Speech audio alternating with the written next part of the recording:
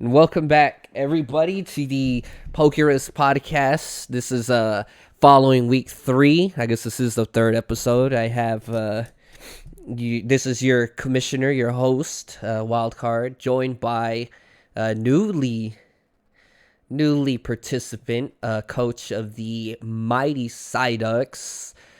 Just hearing that for some of you probably has PTSD. Gilbert, coach of the Mighty Psyducks, season 2 champions. What's up, guys? Yeah, so for those that don't know, we had a player that had a drop, and Gilbert decided to fill that slot. It goes on a massive run there. And what did you end up with after all? How many points? How many points do you have? 7 points. 7 points I ended up with. 7 points after starting with 1, ended with 7 points out of 8 games. Is that what it was? Yeah, 8 games. Yeah, I lost 2 games to Bay and 2 Slush. He won 7 out of 8 games, having mostly a team that wasn't picked for him. He had his 2 normal swaps like everybody else has. He had 3 swaps that he can make of anything. It's pretty incredible. He did something similar in Season 3. He's doing it again here in Season 5. Maybe in Season 6 he'll actually join us and draft with us for the first time since Season 2. But in the meantime, the rest of the league, I don't know. I don't know how I'd be feeling. You've already passed a lot of players in terms of points, and you started at such a handicap. Yeah, I don't know. I wouldn't I wouldn't take that sitting down, I guess, if I was. I don't know if I could stand that. Seeing a guy come in with a leftover team, having a pick from the scraps, and after 1 weekend pass me. The rest of you guys, I got to pick it up, man. You guys got to pick it up. Speaking of, who doesn't have to pick it up? Chino, right? Chinado, what a man. game. Chinado. So, huge victory, right? Huge victory against Washington Walreins. What we thought could be, no disrespect to anybody, but could be a preview. As of right now, they have the best 2 records, so it was a possible preview of the finals. And man, Chino really played that well, didn't he? Oh man, I was in the middle of the golf course. I'm not gonna lie to y'all. Literally watching that game, and I had to stop for a minute and just sit down and look at the plays that both players were making. It could have gone either way. Either way could have gone. I'm gonna be honest. But Chino, that last play was that one called Psych Up?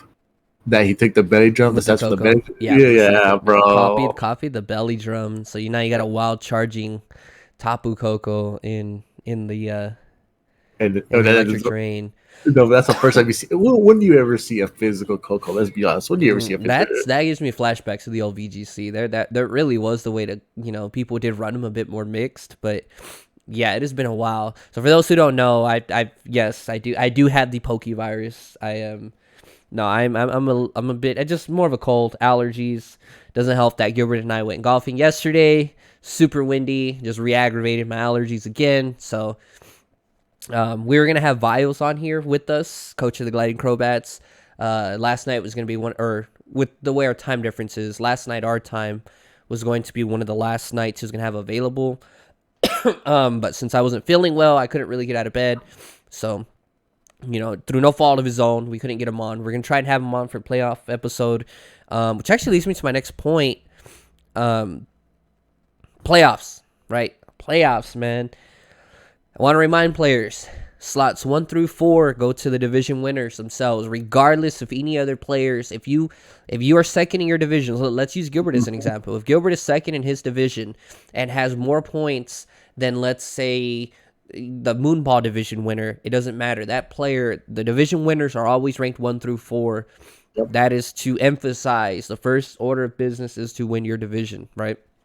Yeah, and that's exactly me. I am second in my division, right behind Washington Walreins. I have 7 points, and I'm up there like Madrid Menkeys. We're both at 7 points, but he will have the lead over me because he's easily in his division. Right. Because there's a likelihood, now you theoretically, mathematically still could catch up to Washington Walreins because it would entitle you beating him twice as well as winning the rest of your games. And obviously by beating him, you would also have the tiebreaker. So there's just a likelihood that either you or him, whoever doesn't win the division, will actually have a better record than even some of these other division winners. But as we mentioned, at the end of the day, the division winners will be in the top 4. Now, what that means is you'll probably have a good spot of being the 5 spot, right? 5 spot's very important. Wild card spot automatically locked in. The playing games, right? Seeds 6 through 9. I do see some talk on there, and hey, everybody's expectations are different. Just because you're in the top 9, remember, guys, you're not safe. The playoff format itself to qualify, to actually be in the playoffs, is your 4 division winners, your wild card spot, your fifth seed, sorry. And then remember the play-in tournament. This is the way it's, I have explained it, but I'll say it again. Spot number 6 and spot number 7 will play each other in a best-of-1 game. The number 6 spot will get to choose what format he wants to play in. So he can play in singles or doubles, whatever the hell. They'll play a best-of-1. The winner of that game qualifies for the playoffs and will be the number 6 seed. They'll be officially the 6th seed, not spot, seed. A seed means you're in the playoffs. Then the 8th spot and the 9th spot will also play either before or after. It doesn't matter really the order that they play in. The number 8 spot will as well get to choose the format. The winner of that game will advance to play whoever lost out of number 6 and number 7. The loser out of 8 and 9 is eliminated. They're done with the tournament. They're gone. Finito. Okay, they're done. Best of 1 as well. So the winner out of 8 and 9 will play the loser out of 6 and 7. Obviously, the 6 or 7 spot, they're the ones, because they're going to have a better spot, they're going to choose the format. And again, it'll be a best of 1. And the winner of that game will claim the 7th seed overall. And that will be your playoff proper. Those will be your 7 playoff teams with the playoff draft taking place next about Monday or Tuesday. I'll be getting with you players individually. It's not going to be how we kind of used to, just because at that point, by the time everything's settled and with all the different time zones we have, I know it would be extremely difficult to try and get everybody in the Discord. So I'll be approaching you guys, and basically by the time I send you the message, each player will have about 2 hours to respond to me. If not, we're just skip you, and so on and so forth. It's only a 2-round draft, and it's basically, the reason I know that works is because I did it when I got with you guys as far as what spot you guys wanted to pick. If you remember, after the preseason, that went really smooth, so this should be no different. So my main thing, like I said, you want to, obviously you at least want to be in the top 9, right? You want to be in the top 9, give yourself a chance at least, right? Chance is better than nothing. And then if you really could nitpick, obviously if you can't get the best overall spot or win your division, the best overall wild card rather, then you at least want to be in that 6 or 7. You want to be in that 6 or 7 because you only have to win 1 game out of 2. You can either beat the other 6 or 7, right? Let's say you're the 6th spot. All you got to do is beat number 7. And hey, even if you lose to him, you'll still get a chance to play the winner out of 8 and 9. And all you got to do is win that game then. So 6 or 7, worst case scenario is probably where you want to be. Well, I guess worst case would be 8 or 9, right? You want to be in. But if you could pick, so try and jockey in there. I wouldn't be content with just, if you think about it, there's actually a huge difference from the 7 spot to the 8 spot. That's that's an extra game you have to win. Then I just want to remind players, all actual playoff games are best 2 of 3, with the better overall seed getting to choose what they want the first and the third game to be. So, if they choose singles, then game 1 will be singles, game 2 will be doubles, game 3 will be singles. The first overall seed, which in this current scenario would be Chino, right? And Chino actually has the tiebreaker still over Washington Walreins, if that's how it ends up. He gets a bye to the semifinals, and then I want to remind you guys that the finals themselves are best 3 of 5, with whoever the better overall seed is in the finals matchup choosing the order that they want the games played. So that was just your quick little reminder. I want to make sure some players know. The other thing on this itinerary is games this weekend, guys. Remember, because we have those playing games on Sunday, games will be played from Wednesday to Saturday. I've already posted about it. Results tabs will be closed. They will be closed, but please, whenever your games are done, you can send me the link. Now, I'm not really going to watch them. I kind of want to live stream it Sunday morning-ish, or even really Saturday evening, and we'll go through all the results and everything together, and players can kind of find out in real time, hey, who did you have enough points to qualify, or did you have enough points to win the division, and so on. All right, but speaking of playoffs, we're going to go ahead and give Gilbert a chance to come in because he's very close to fighting for that very top wildcard spot. I know that's high in his mind. But Gilbert, coming in, hey, just give us your journey so far on coming in, taking over this team, and just what you've seen in this season that's different. And yeah, I mean, I'll just give you the floor is yours. So first point, taking over the team, it was to be strictly said, not very well drafted. I had to make a lot of changes. People, we got draft for next season. You gotta make sure your team is great, that works together. Not who the best mon is, but what's probably what's best for your team. Yeah, you gotta have consistency. You gotta have flow. You gotta have different mon for singles and doubles. Let's remember that. This team didn't have nothing like that. The only bright spot of this team was Kangaskhan. That's the one thing that the last person drafted that was really, really, really, really good. Kangaskhan is probably one of the best double mons you can get in this format. Why he went undrafted, we do not know. But yeah, I picked up Haxorus, Raikou, and Azelf. Azelf, I used him in season 3. Loved him. Raikou, man, I always wanted to use him the last couple seasons that we played with. So picking him up, he's been tremendous for me. And my kill leader, Haxorus. Probably the most slept on dragon type we have in this format, but probably one of the best.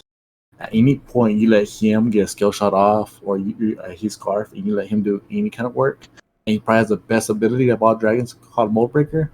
Yeah, I think he is probably one of the best dragon types we do have in this format. I also picked up, I think Rotomo, and Rotomo's been my solid defog user because. Again, guys, we gotta have a defog user, a rapid spin user. Very important for sticky webs, spikes, toxic spikes. You name it. You gotta have a defogger and rapid spinner for that very reason. He didn't draft one, so got me my good Rotomo. I've been happy with the team. It's been very good for me. I've lost 2 battles, and that was because of my fault. It was those players I played against Bay and Slush. They played very, very well. I cannot complain. That I feel I should have won those 2? Yes. I'm gonna be honest. I always feel I should win every single game I play. That's being the champion from season 2, run up in season 3. That's how I hold myself. But looking at it right now, I'm in the right behind Kozak. He has 8 points. I have 7 points. Looking at it right now, so I'm really, really trying to have a great weekend. It's gonna be very, very tough. I got Bay again. Me and him split. Reese Golems, I have not played him yet, and Washington Walreins, which arguably right now is probably the second best player, the third best player in the league. So, but hopefully this weekend goes very, very well for us. And we come out on, I'm hoping, the top of our division. That's my plan. And get me a nice 2 or 3 seed and go into playoffs. Because, guys, you don't want to be in the playing spot. This is Pokemon. Let's be honest. There's a crit, there's a flinch, anything can happen. You're out of the playoffs already. So yeah, I'm really trying to get to at least the 5 is my main goal, and at least 2 or 3, by the end of the weekend. Yeah, I've talked with Gilbert, and he's told me, he's expressed that he wants to at least lock in that wild card spot, if not try and win his division, because he does not want to be in those playing games. As he mentioned, in best of 1, literally anything could happen. Moves miss. This is Pokemon. Moves miss. Pokemon get crit. Somebody gets frozen. Something happens. And it's just in a best of 1, that's unfortunate if your playoff life comes to that. But I like it. I like the chaos of the best of 1. And to be fair, because I know there's going to be people that, well, it was best of 1. That's a lot to hinge on it. I did have people tell me that about like the preseason games. Like, that's a lot to hinge on draft order based off of like best of 1 and because it is Pokemon. And hey, to be fair though, at the end of the day, it is you're getting a chance at least. I guess that's the way I look at it. I look at it as more, and you know how I'm giving. I'm a bit more hardcore. I'm less forgiving than. So for me, I'm thinking like, hey, you're at least getting a chance, right, to try and get in with these guys that have already won. Because think about it, you're trying to just get in a spot to dance with the players that have done what they needed to do, which is win their division. So let's be grateful that you're at least having a chance to go eat at the table with them. All right, if we're gonna put it like that, so. It is best of 1. It could be a bit harsh, but it is what it is. That's what allows upsets to happen. That's why, I think, like us as American sports or American fans, right? We like American football because it's just best of 1. It's not a series. It's not a, anything like that. So you tend to get upsets, right? Anything can happen. Literally anything can happen. It's best of one, right? March Madness style, best of one. The only thing I can think of that has multiple games that is still very suspenseful would probably be like the Champions League style, right? Of European soccer, and just where it's 2 legs, but like the results carry over. It's not like basketball where it's just a new game. You can lose by 30 and the next game's just a new game.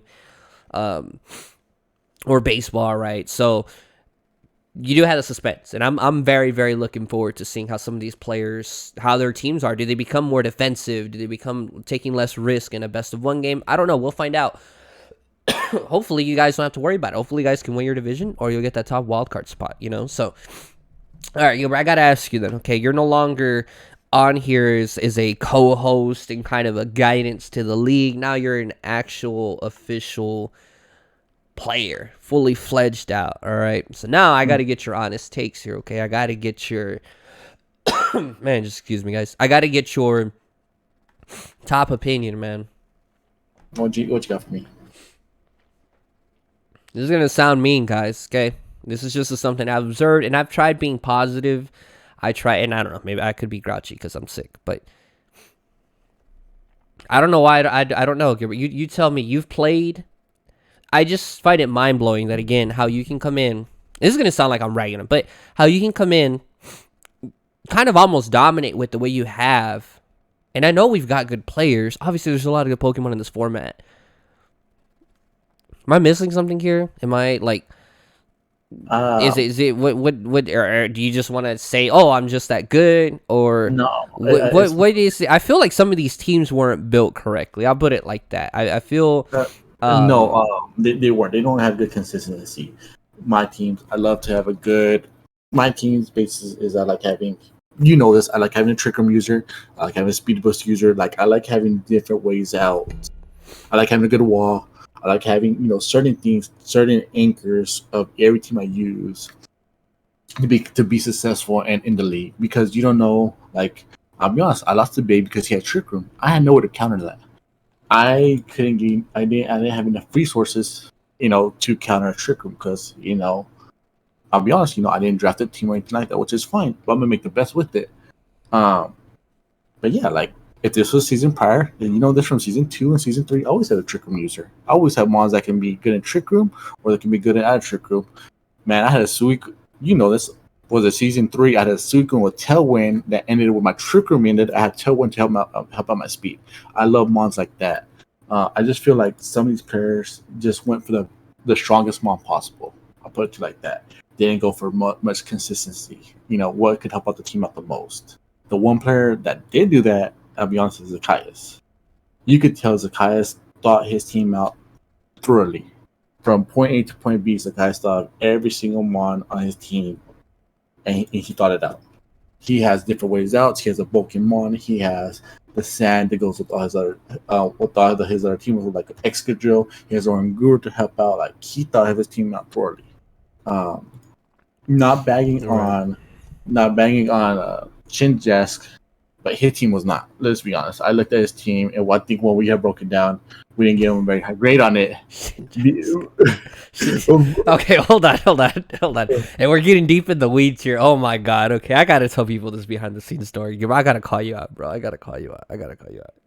Okay, can you tell me the team name that Verse coaches?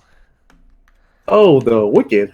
No. Tell me how you've been freaking saying it. You throw me off every time how you say it. Like a Liquids or Liquids? You're like Wiki Lickies. I don't know what the hell you keep calling them. And the whole time you were talking about him, and I was like, is he talking about the Regileckies? Like, he doesn't play Electrified Regieleki. I was like, what the hell are you talking about? And then I just thought of it because you just said something about, would you say Shinjask? I don't know. It was Soviet Shedinjas was his name. All right, it wasn't Shinjask. You're like speaking of completely different Pokemon. What was the other one you kept butchering? Jesus Christ.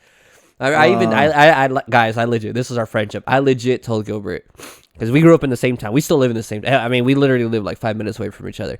I literally told Gilbert, I said, I don't know what elementary you went to, but please tell me so I don't send my son there, because gosh, you cannot read worth the shit. All right, man. You cannot. Who's the other one that you don't say correctly, bro? Which one is it? It just throws me off every.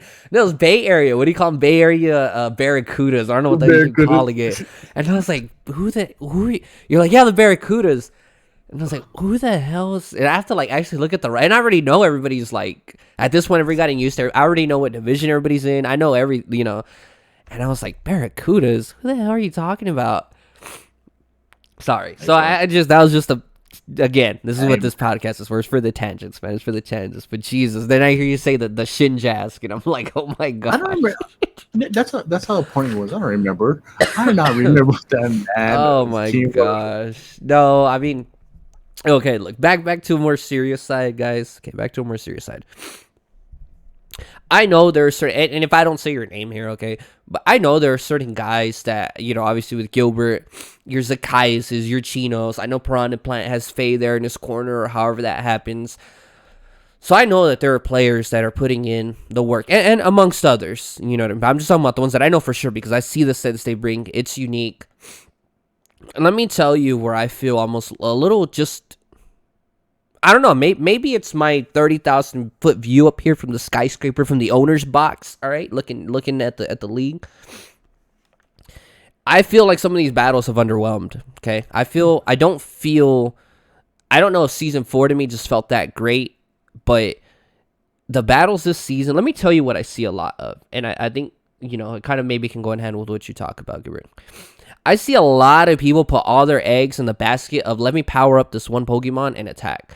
It almost, again, I know it's gonna trigger some people. I know. I'm just trying to tell you guys, I got to get you guys motivated. You guys are gonna have 6 games going on this week. Some divisions are gonna be. There's up to 6 points to get grabbed. I want you guys, although not mathematically possible, I want all you guys to get 6 points. Okay, so for those who are listening and do want to listen and don't get offended easy, okay. There's certain people, Ricky, Chino, that can pull off the belly drum sets. They know when to do it. They can do it well. Okay, cool. Everybody else, I feel like they are all trying to go just for a Swords Dance sweep. They're trying to go for I've seen the coil sweep happen a couple times, like do or die with it. I've seen, like, that's literally what this, and I don't know, maybe that's the meta of this league, I guess. And maybe that, I usually don't run that. What do I know? But... It's a lot of, like, everybody's trying to set up and sweep. And I see people trying to do it with, like, 6 Pokemon left on each team. It's not even, like... There are times to do it, obviously. Right? It's strategic. But I've seen players... And I'm not going to call them out. I'm not going to do it here on this podcast. Okay? And Gilbert, I don't want you asking me either, because I'm still not going to tell you until after the season. But I'm sure you're smart enough. You can already pick it out. But there are players that there'll be 5 or 6 Pokemons left on their opponent's team. And it's not like they've whittled them down. See that? Like, at least Chino does that. Chino, I've actually counted. Okay. I kid you not. Chino's average turn that he knocks out his opponent's first Pokemon is anywhere 17. From about, it's about 15 to 16 turns on average before he gets his first KO. That's right. Facts. I wish I had like a sounder. Facts. I'm going to be hitting you guys, by the way. Each of y'all's teams that make the playoffs proper will actually have proper breakdowns and stats and my own kind of, almost like if I was playing you guys. I'm going to have my own analysis. I'm going to have my own things because that's what a good player should do. You should be watching your opponent's games, your opponent that you're going to be playing that weekend. I can tell, you can easily tell who doesn't watch their opponent's games because, those are the guys that are sitting, just on the mind. Just on the mind. Those are the guys that are sitting at about 2 or 3 points or less. But for the most part, this whole, I'm going to try and D-dance sweep, I'm going to try and Swords Dance sweep, or I'm going to try and fucking do the Fortnite dance and sweep, whatever the hell that y'all are doing. It ain't it, Chief. It ain't it. This ain't the ladder, okay? Like, you're going to have to be more creative than that because your opponent's going to know what you're going to bring. Your opponent is going to know what you like to do because they're going to look, the smart guys like Gilbert does, right? Like Zacchaeus does, like all these other players do. They're going to look at your previous games and see what you like to do. And you know what they're going to say? They're going to say, okay, now try and beat me a different way. I'm not going to let you beat me the same way you beat Timmy No Thumbs over there just by clicking whatever the hell and then sweeping with one mod. Like, or because you had, a choice specs on said Pokemon and you were able to sweep. Like, that's not always going to work.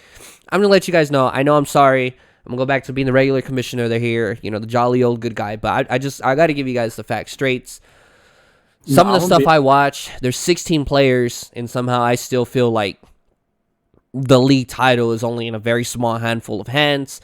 And I guess coming from last season where it really did feel wide open, this season I feel like it's narrowed more down. And it's kind of unfortunate because there's more Pokemon in this, like the power gap has increased even more, and it's still like a lot of people's strategy is just, hey, I'm gonna do this, or hey, I'm just gonna try and belly drum and try and sweep. And like you can tell the moment that Pokemon gets knocked out, like they've just lost the game already. They've and it's like, dude, that was literally your team building all week, was like, yeah, let me try and break through I don't know, to each their own.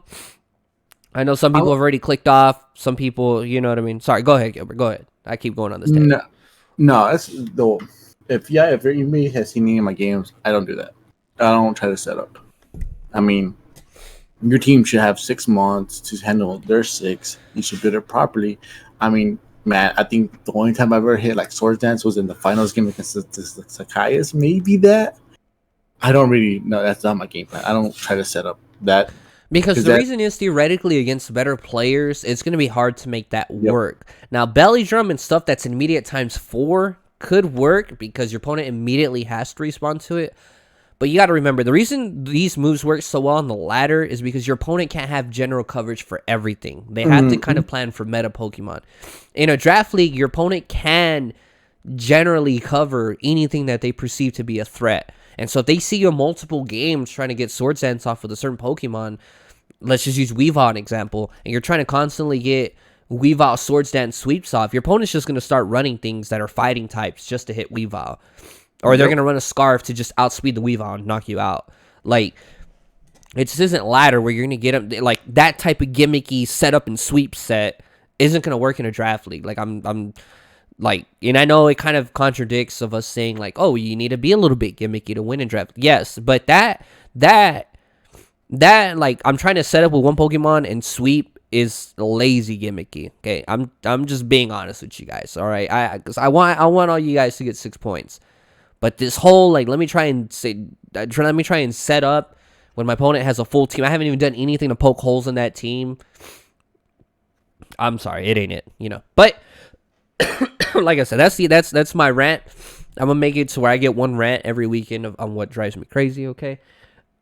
And since I can't rant about inflation because half of you guys probably could care less about it, I'm gonna put it like this, guys, and this. You know, everybody takes it with a grain of salt. You gotta see it from the outside looking in. Like, there's very few of these mons that can do that. I mean, I understand. Like, let's say, like my Rotomo gets Nasty Plot, but when will Rotomo ever use Nasty Plot? Why would he use Rotomo for a Nasty Plot? He's not fast enough. He's not strong enough. He doesn't meet the criteria. Yeah, my Haxorus does get Swords Dance. Nah, he gets Swords Dance, but is it really worth running Swords Dance on him when he's only a base 97 speed and he gets outsped by half the league? No, you're not gonna win a game like that. And that's what we're kind of talking about. Like, a lot of your mons do get like these nasty set of moves, but it's not really worth it anymore. Like, unless you're like a very bulky mon under like Trick Room, like a Snorlax, that Walrein has you. No, who's this?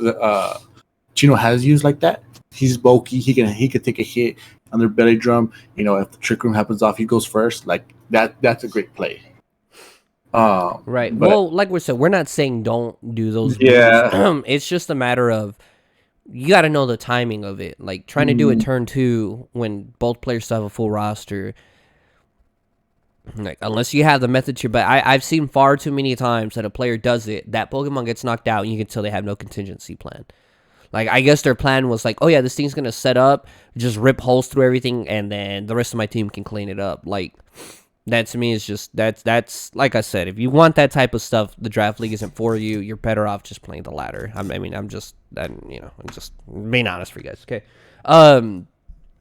Moving on to the next topic, though. Like I said, this one won't be too long, guys. Just for the fact that, as you guys can tell, as my voice has gotten worse. Like I said, not feeling the best, and that might be the reason my rant has been a little bit negative. Now, don't get me wrong, right? Moving on to the next topic.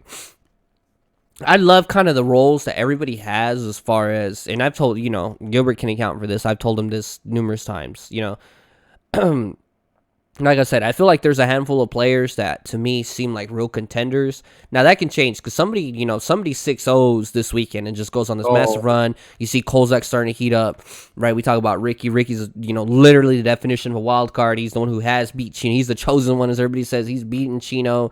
Can he carry that momentum forward? And then as we talk about, maybe there looks obviously there's gonna be some really good Pokemon that become available in the postseason draft. Maybe those Pokemon will have their potential unlocked. Maybe all it takes is a different user. But that being said, I love you guys, the way you guys post in the chat. This is obviously easily by far. I mean, you can probably combine all the other seasons, and it wouldn't equal what this season was. The amount of interaction that we've had in the chat, the amount of people posting, the amount of jokes in there, just, Zacchaeus' cats have become a meme of their own on this thing. I really do enjoy it. So don't get me wrong. Like I do. I love everything about the season, regardless of how the workload is on it. I do. I really, really do. I just want to see the battles increase in quality.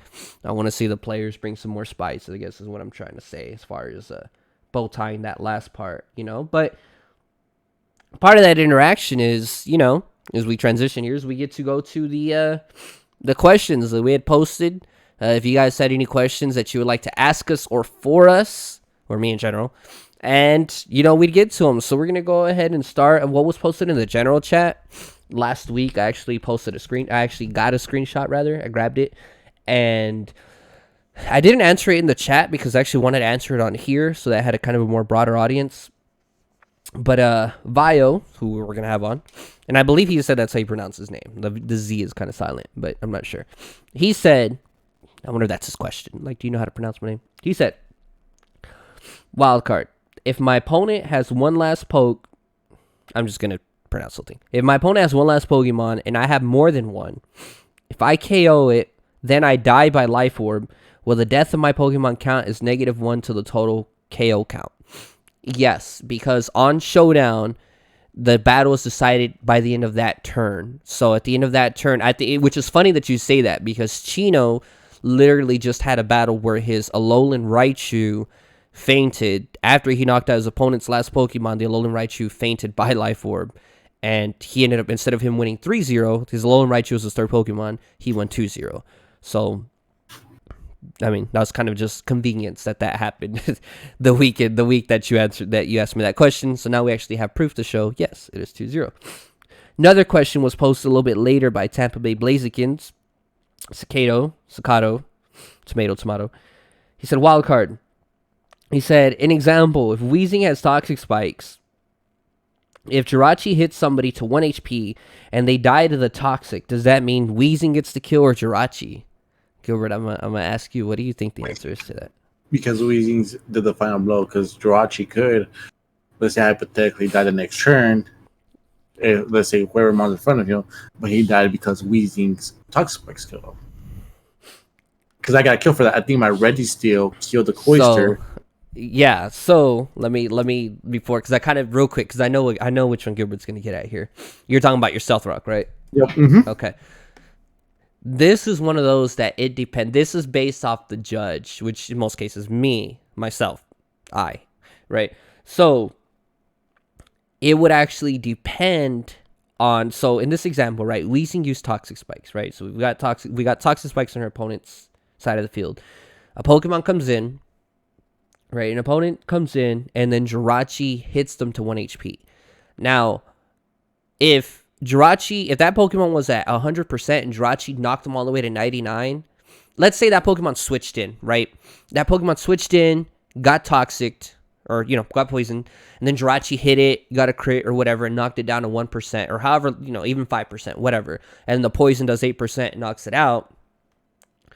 If that Pokemon threatened to knock out Jirachi on the next turn, let's say it was Arcanine or it was whatever, or it was something that we know for sure was faster than Jirachi and could have knocked it out, then the Weezing would get the KO. But if it's something that Jirachi would have just still normally knocked it out, because Jirachi had already done 99% of the damage, Jirachi would actually still get that KO. Because Jirachi had already put in the work and did the work. Like, regardless of the poison, Jirachi would have, you know what I mean? It's one of those that didn't matter. But like I said, let's say the opponent switches into Arcanine, and Arcanine was at 50% health, gets Toxic Spiked, and then the Jirachi Zen headbutted or something, knocked Arcanine to 5%, and then Poison takes it out, Weezing would get the KO because there's a high likelihood that Arcanine would have, even if you wouldn't even have left Jirachi out, like you knew, okay, I'm gonna switch him anyways.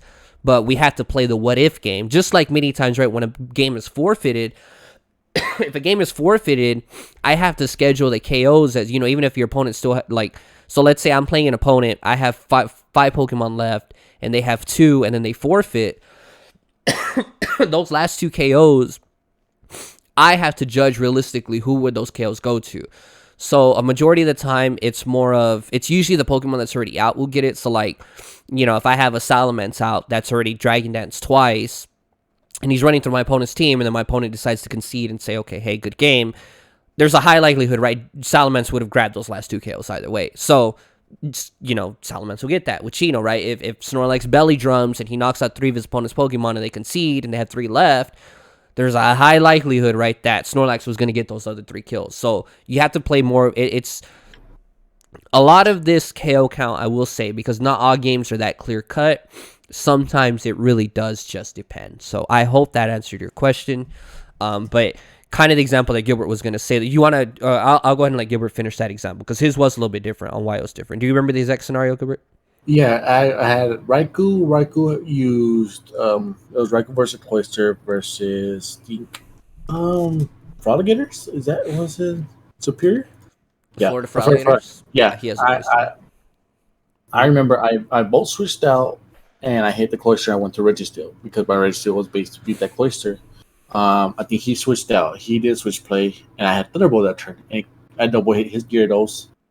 And at that point, his Cloyster came back in and just died right away. I think my Registeel got the kill for that.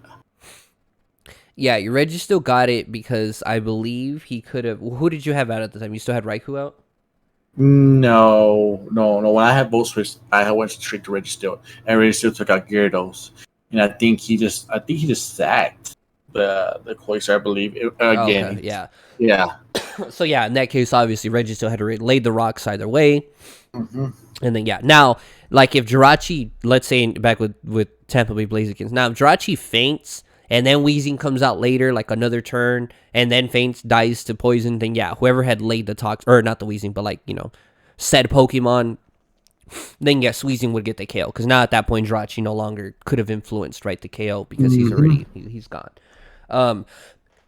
So those are the ones that I kind of screen grabbed because I kind of needed to explain them more in right here in person, right, rather than type all that. So I hope you guys know I wasn't ignoring you. That's kind of why I put that on there. Now let's get to what was posted in the podcast questions themselves. We have some good ones. Gilbert, we'll have these directed at both of us. I'll ask you then, and then I'll answer. So Vios on here actually he was the first one. Shout out to him. He puts, and we've actually kind of went over this, but I don't mind going through it again. Mm-hmm. He said, Gilbert, or us, Gilbert, what new item / ability should be added, and what would it do? Oh, you know what? I would want an ability, 2 abilities. I want one like burn damage. Like I think we already have that. My apologies, but like the frost damage, like for special attack. Like if a Mon gets hit by a special attack move, he has a high chance. Let's say theoretically, he has a high chance of getting frostbite.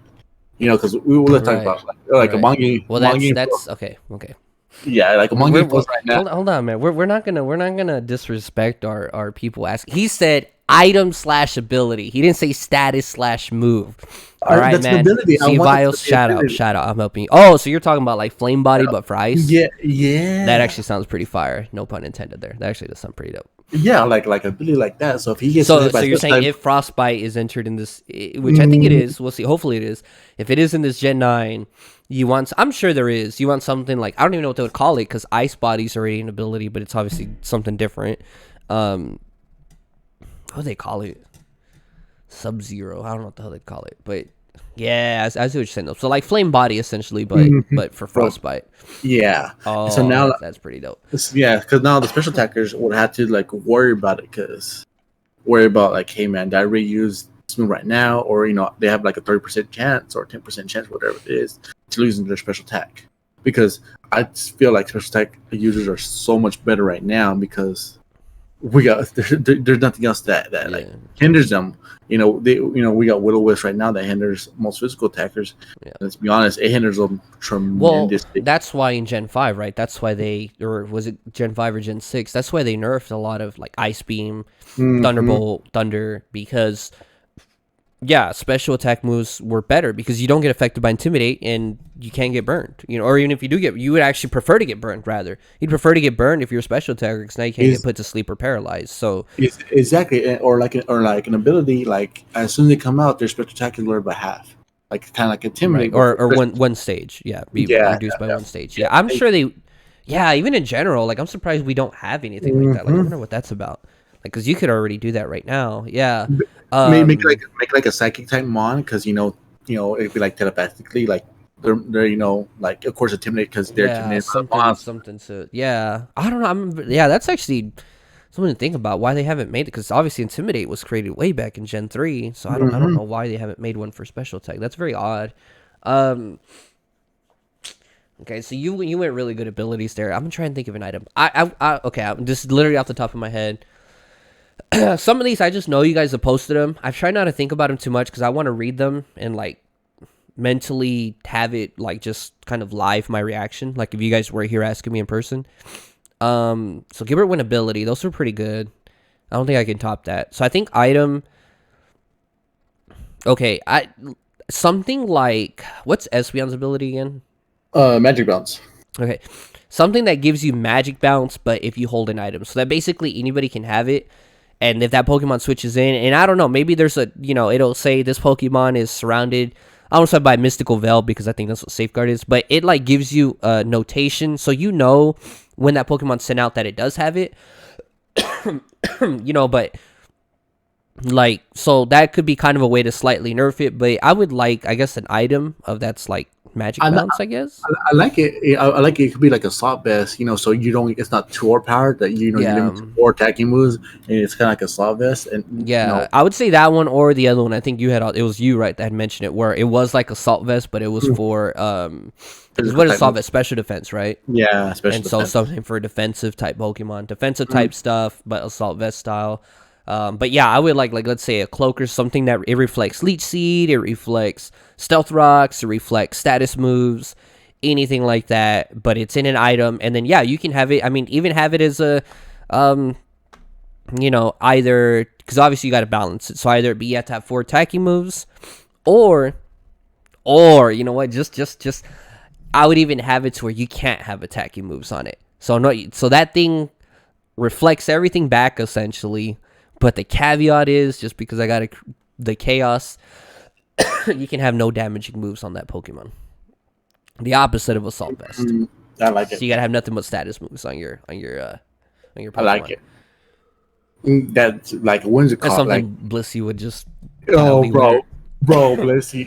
That's something like I'm like. Because Seismic Tots actually isn't status. It's an actual. No, it's actual. I mean, either way, Blissey don't care. Blissey just toxic.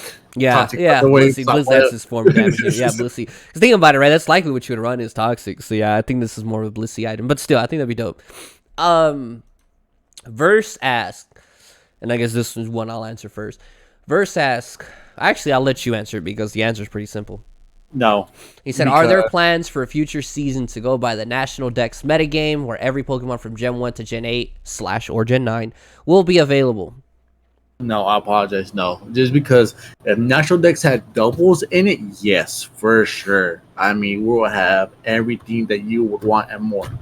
But it doesn't have no doubles. And our format, our draft league is different from other draft leagues because we have single and doubles. Yeah, simple answer is there's just no doubles in National Dex. Although if there was, we would actually be playing in National Dex right now. Yep. So, we do miss Pokemon like Houndoom and Staraptor and some of the others, the Johto Flows, you said Typhlosion, bro. Yeah.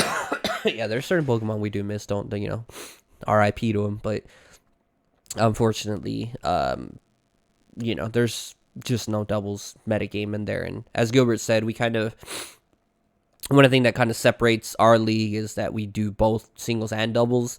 And a lot of the players that even we're starting to recruit are headed more for doubles as well, because we want there to be a good mixture of doubles and singles players. So,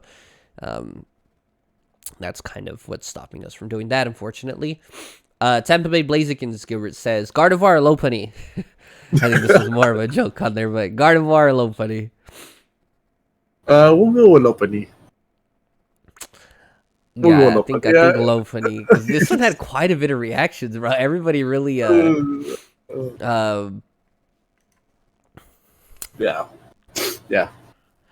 Is this sad that I somewhat think of the callback to when we had Zacchaeus and Chino on here, and you were... bro, that's exactly what I was thinking. So yeah, I'm just gonna say that.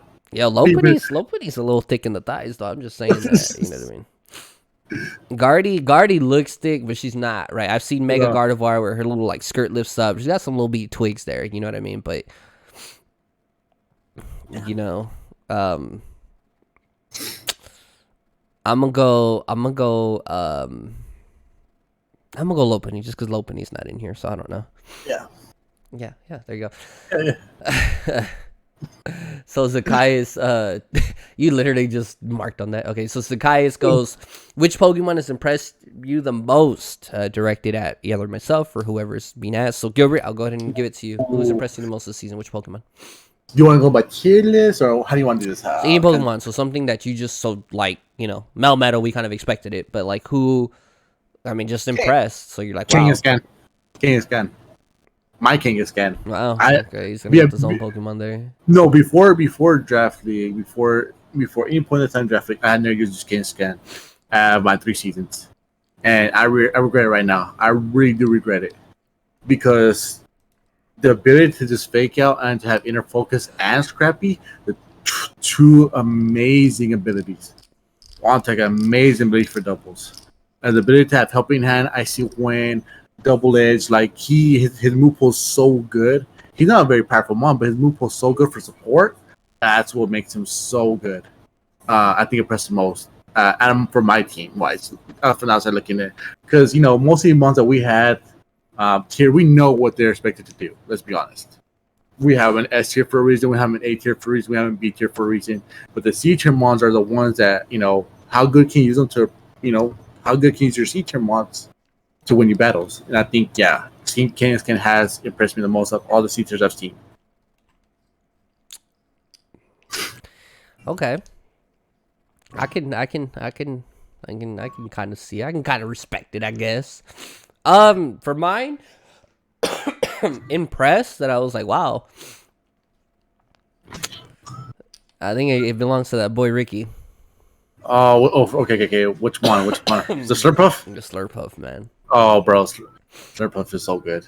His stats are not there, but his Slurpuff is a very good mon. I'll even give it to you by tier. Okay, I think Slurpuff easily has been just an insane C tier for what he's grabbed as well. Kind of how what you're saying, just as far as value in the C tier, how you have with the Kangaskhan. B tiers, it's hard to just single him out because he also does need a good partner with him in order for him to fully be effective.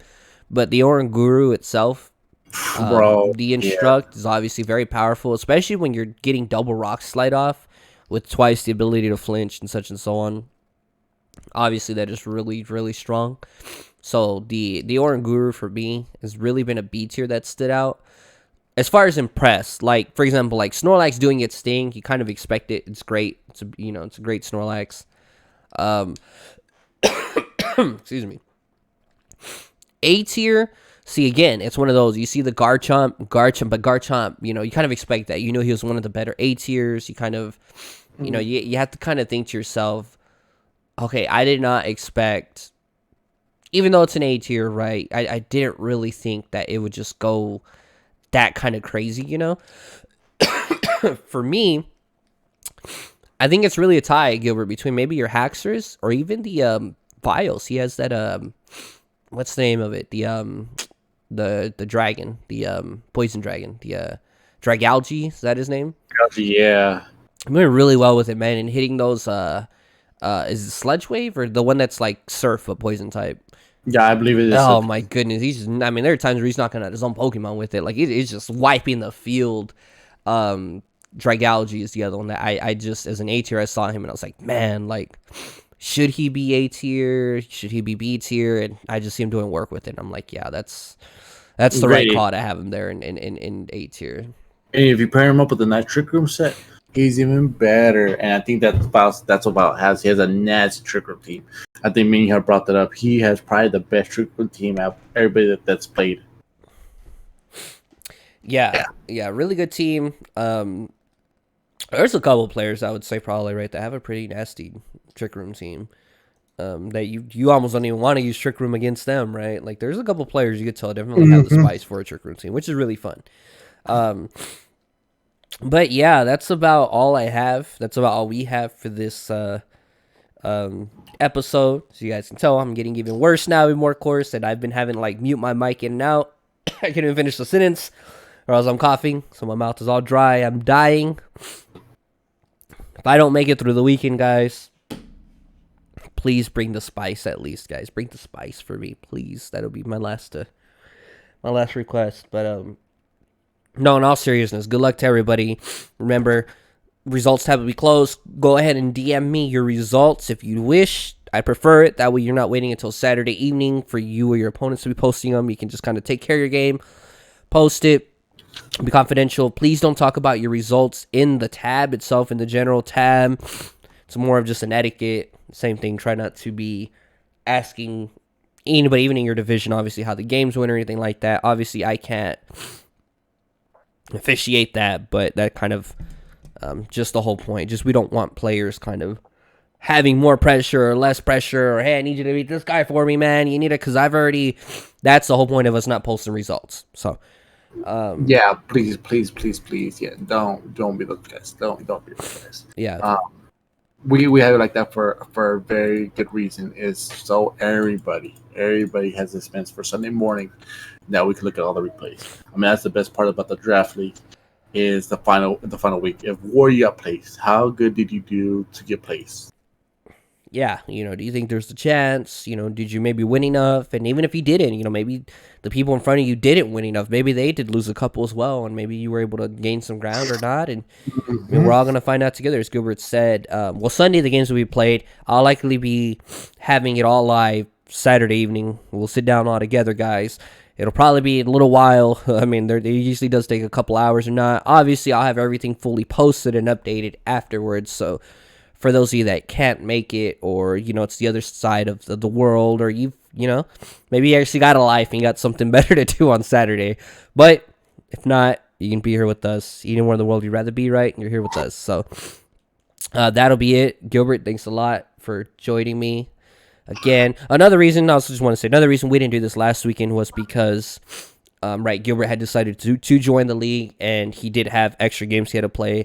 I didn't want to bother him with stopping his prep to do it. He was still game to do it. He was still fine, but didn't want to bother him. I knew he had a battle, and by the time we thought about doing it Thursday, it had already gotten late, and so that's the whole reason we didn't have an episode last week, just to let you guys know. Yeah, I spent good 10-12 hours playing for everybody. Yeah, so he gave it showed. I mean, just for those who don't know, it showed.